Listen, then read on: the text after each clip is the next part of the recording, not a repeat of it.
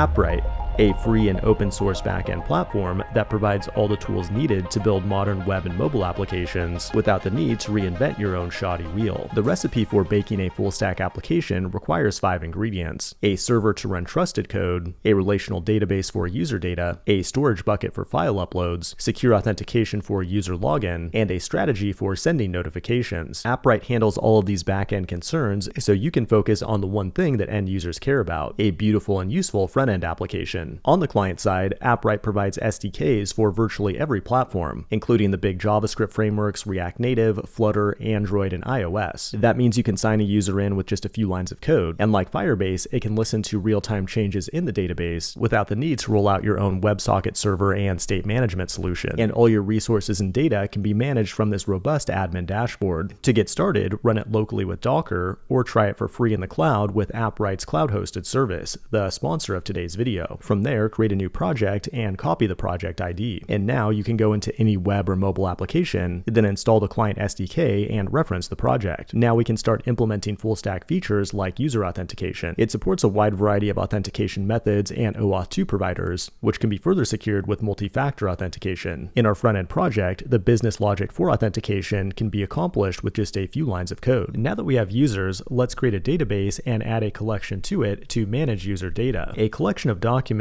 is similar to a table of rows. A collection can be structured and validated with attributes just like a schema, providing the flexibility and performance of NoSQL while handling complex data modeling situations. In addition, AppWrite's permission model gives developers control over the data that end users can read, create, update, and delete. Now we can run a database query with simple code like this on the front end while enforcing role-based security on the back end. But once data is created, we might want to run some back-end code in response, and that's where functions come in. You can run server-side code with a variety of different runtimes, either like a regular HTTP endpoint or on background triggers like when a user writes to the database or when a user uploads a file to AppWrite storage, and many other events. But now that our backend infrastructure is in place, we can go back to the front-end application and start building complex real-time features with simple code, because virtually every event that happens on the platform, like an update to a database or a file upload, can be listened to in real time. This has been AppWrite in 100 seconds. Huge thanks to the AppWrite team for making this video possible. Thanks for watching, and I will see you in the next one.